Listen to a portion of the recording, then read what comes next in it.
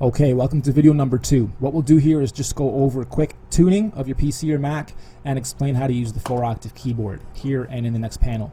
So what we'll do is the same thing we did in the first video. And by the way, you should or maybe would want to go back, rewatch the first video, and when I do open up these panels and put in my beats, just pause the video right about here, grab your pencil tool, open up this panel, draw in the same pattern that I have, use the same kit that I used, and you'll have exactly what I have, and use the same tempo.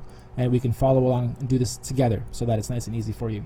What I want you to understand is tuning your PC or your Mac. What we do in this app is, even though it's cheap to buy, even though it's very easy to use, we're getting a little bit of hate because it does do a lot of what the bigger DAWs do. And what I want you guys to do is look at this as more of a over-the-top beat maker than an underdeveloped full-scale DAW, because you'll never replace a $50,000 studio with a $29 or $30 or $100 even software app. But we've packed in as much as we can here. We utilize broadcast quality sound.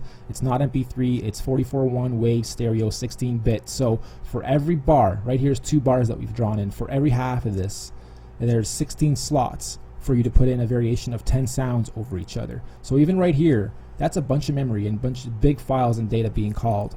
Spread that across 8 bars times 16 tracks. Yes, you're going to have some lag if your PC isn't tuned. Yes, it will freeze on you if your PC isn't tuned, or if it's a really old crappy machine.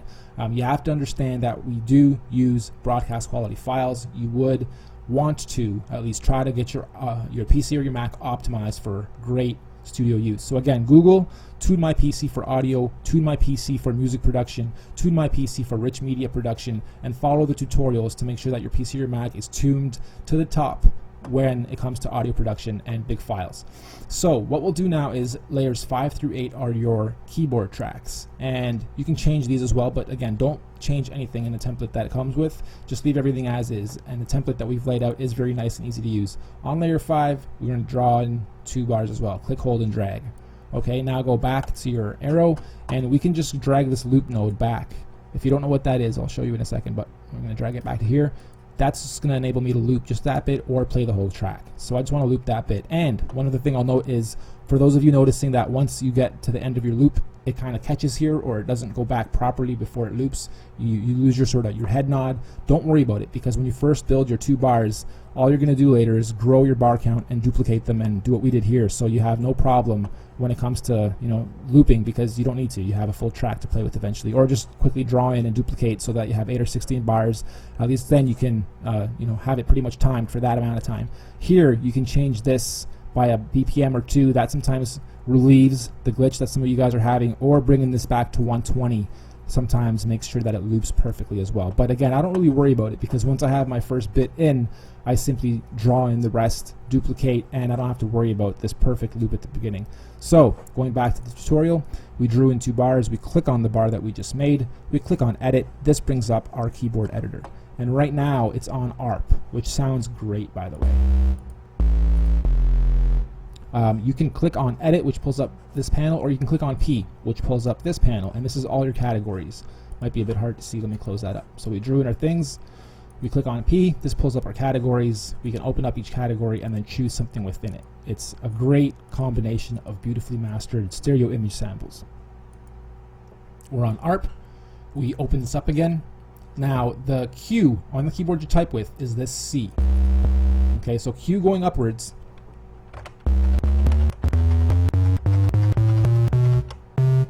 is that octave. This octave down here is available by pressing the Z or Z going upwards on the keyboard you type on.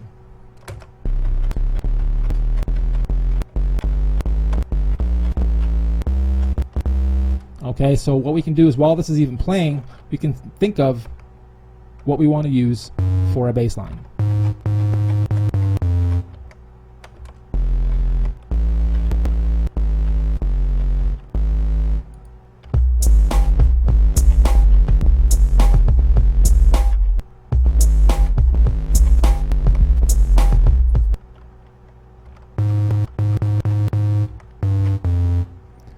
We can record that as well. So when we click on record and play, we can actually use the keyboard we type on to lay in the notes. Check it out.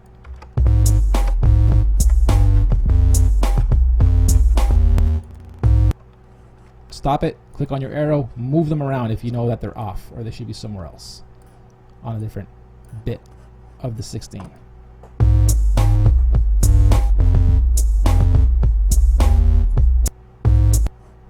Close, holding down shift, click, hold, drag, click, hold, drag, click, hold, drag.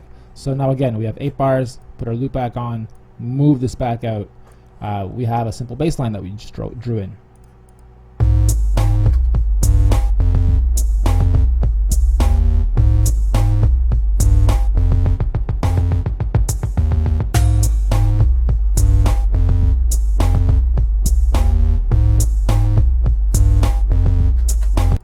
Okay, so we can keep going, go underneath that, click, hold, drag, you're still on a key track. Same thing applies, click on P, you get all your categories. Kind of like that. We'll just add 1 for the whole 2 bars. Close, and we put that here and just here by holding down shift, click, holding, and dragging. Okay, next. Another one. 2 bars, click, hold, and drag, click on P, click on, let's say, ethnic. Let's click on detune. Might sound a bit awkward because it is literally detuned, but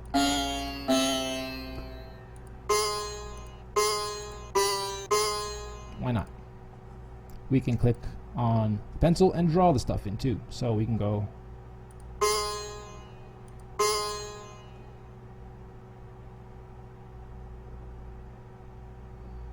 a little bit complicated at first because you're looking at where to drop the note and you're looking at here to see which note's highlighted and you're making sure that it all makes sense. So take your time with it. There's no rush. Just make sure that the beats sound hot and the patterns you choose are nice.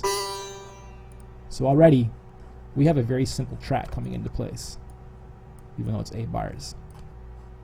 Okay, maybe I want to get rid of this guy and this guy, so it's only playing here and here. Another thing I forgot to mention is the tracks down here. These 16 are these 16, and it basically allows you to change the volume of each track or solo or mute each track. So if I don't want one of these drum tracks, let's say number 2, I can simply mute number 2, and that'll mute. Let's click record off. Check it out.